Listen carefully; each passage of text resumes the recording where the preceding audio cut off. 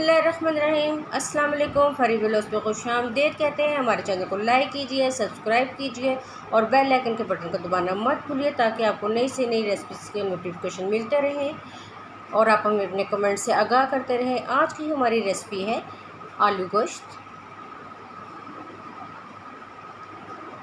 सबसे पहले एक कढ़ाई लें और उसे तकरीबन मीडियम आंच पर रखें और उसमें 1 कप ऑयल डालें और उसमें आधा किलो गोश्त डालें और उसको लकड़ी के चम्मच से अच्छी तरह हिलाते रहें। इतनी देर तक उसको फ्राई करना है जितनी देर तक गोश्त की रंगत चेंज ना हो जाए। इस तरह करने से बहुत मज़े का टेस्ट आएगा, इस तरह पकाने से। अब देखिए आस्ते आस्ते हमारे गोश्त की रंगत जो है वो चेंज होती जा रही है।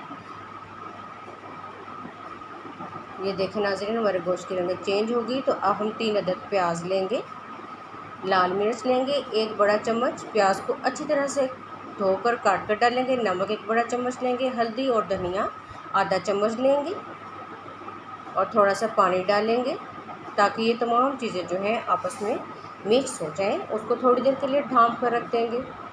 ये देखिए हमारा गोश्त जो है वो पक रहा है। ये पानी इसलिए डाला है ताकि जो प्याज है और गोश्त है थोड़ा सा भाप में गल जाए। ये देखें नाज़रीन, हमारा प्याज जो है तकरीबन गल चुका है। तो अब हम इसमें 3 टमाटर अच्छी तरह से धोकर काट कर डाल देंगे और 3 सब्ज़ मिर्च डालेंगे और लकड़ी के चम्मच से अच्छी तरह से हिलाएंगे। नाज़रीन, हम थोड़ी थोड़ी देर के बाद जो थोड़ा थोड़ा करके पानी डालते हैं और उसको ढाँप कर देखें रख देंगे। तो देखें वो ज़रा खुश्क हो जाएगा, उसमें तेल नज़र आने लगेगा। तो हम उसमें आलू डाल देंगे अच्छी तरह से, जो कि हमने धो के काट लिए हैं।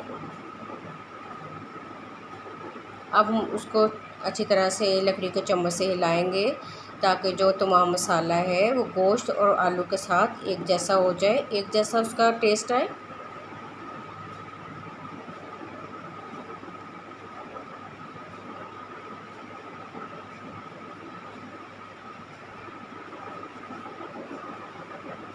इसमें हम थोड़ा थोड़ा पानी डाल के इसको हिलाते रहेंगे ताकि गोश्त और आलू है इसकी अच्छी तरह से भुनाई हो जाए।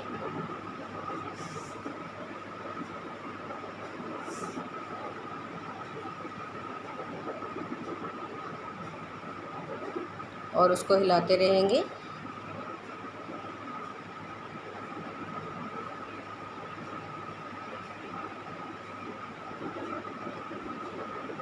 देखें नाज़रीन, आस्ता आस्ता हम उसकी अच्छी तरह से भुनाई कर रहे हैं तो हमें जो तेल है वो ऊपर नज़र आना शुरू हो गया है।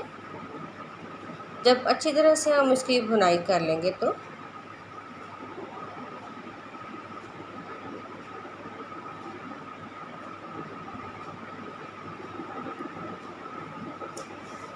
हम उसमें इतना पानी शामिल करेंगे कि उसमें आलू और गोश्त जो है वो अच्छी तरह से गल जाए और फिर हम उसको ढाँप कर रख देंगे यहाँ तक कि हमें तेल नज़र आने लगेगा और आलू और गोश्त अच्छी तरह से गल जाएंगे। ये देखिए हमारा आलू गोश्त की रेसिपी मुकम्मल तौर पे तैयार हो गई है। आप लोग ट्राई कीजिए और हमें अपने कमेंट से आगाह कीजिए